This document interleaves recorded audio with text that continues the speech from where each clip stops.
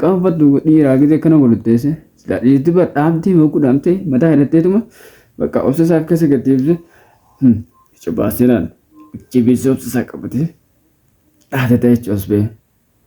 Ati immoo dhahichumaa gabaa xiqqishoon sidee tanaaf أنا راقبي أولا لك تدقوا سابات رجال أما كم جت زلا؟ والله إجانا دوتا إجانا دوتا لو دفلا makanya kan kita coba tahu betul dia So kita nasi ni. lain orang guru tahu gak Isen. So kasi ni rabu. orang guru tahu waktu kita kiki lain orang guru tahu gak yo kak abu lo malam Bo, apa tu? Apa? Sorry.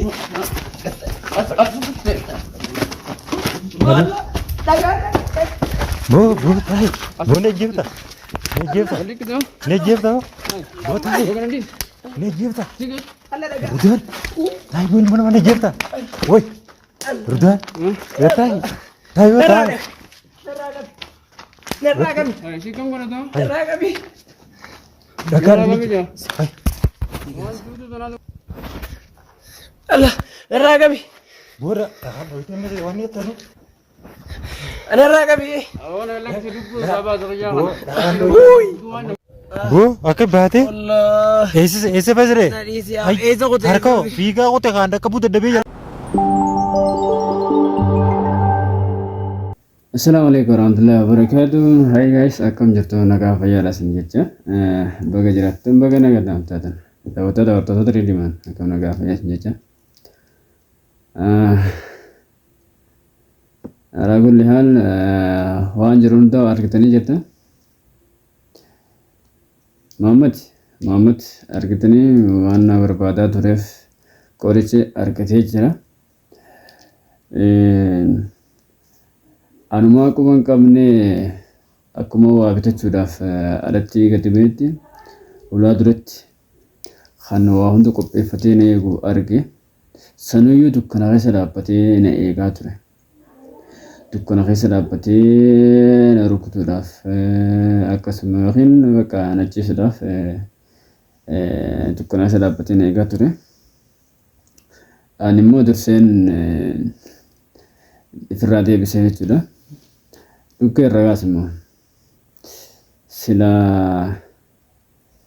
xiqqoo laftinis halkanii iyyuu danda'a sagalee ol fudhee jeesin gartee dhiisee ofii kiyyaa akka nama sodaatu ka'ee biraa fiige. Maaliif jennaani hulaa tiyya mana hulaa dura dhufee waan ta'eef hulumotii duratti dhiiga nama silaan akka yaadde bakka biratti osoo bakka biratti naa dhufee faadha irraan baasa jeeti lubbuun keessatti hafte san jechuudha. Garuu akka yaanitti osoo hin argina biraan bee laalgaa maallaquma jecha kana hundi nafa akkatti na barbaaduuf. Garuu ani isaaf hin eeyyuu bara inni hundoo hin bara. Silaaniif akkasitti akka silaa ofii kiyyaa yaada sanitti kadha'u taate yeroo lamatti hin deebisu takkichaadha inni gaaf jechuun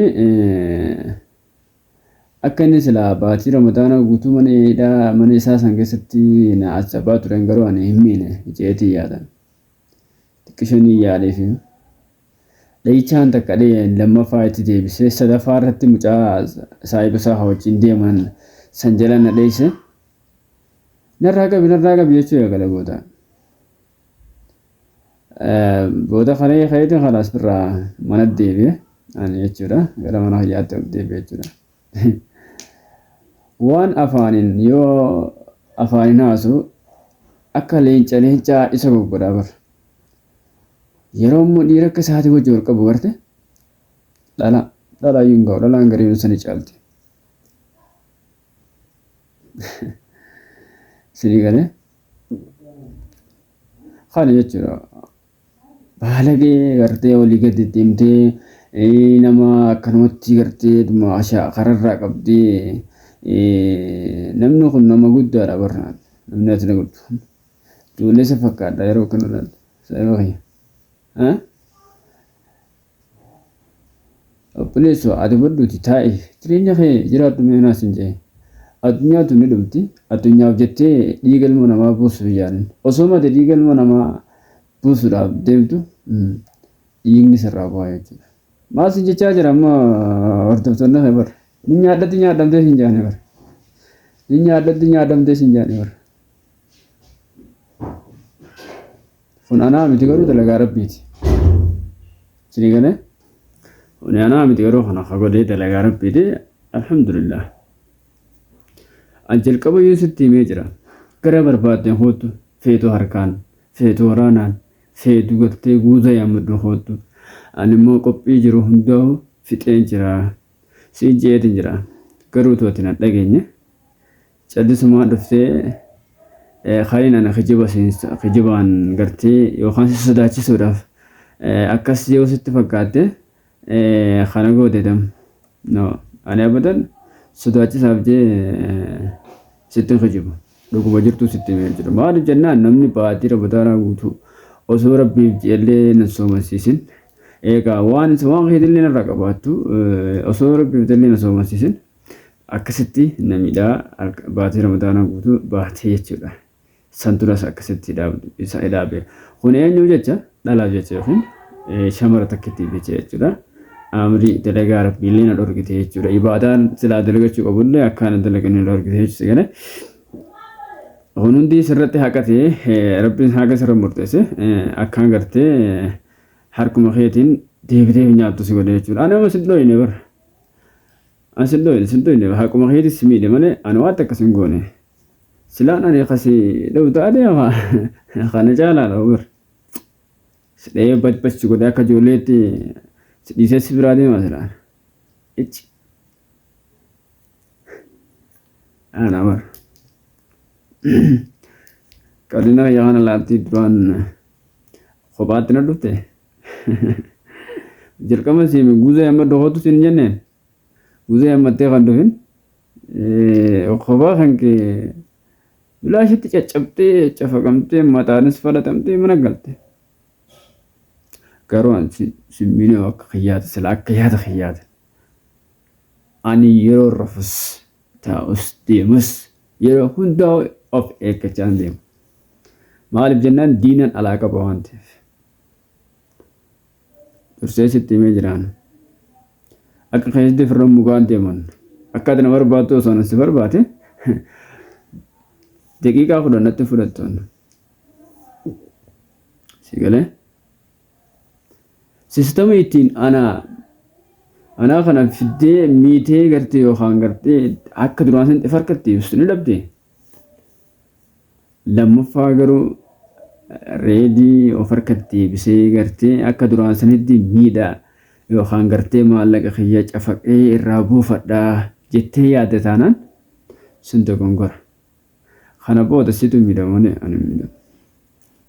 Harka kee lammaffaa deebi'e immoo natti bu'uu akka dandeenyeef qophii jiru ta'u akkuma jalqaba jeesii san xumuree jira.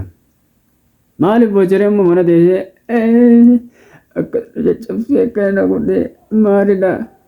Ichi mee warrummaa shamaraatu warrummaa dhalaatu hoggus ilaalan sintaacha banee qaanfatu.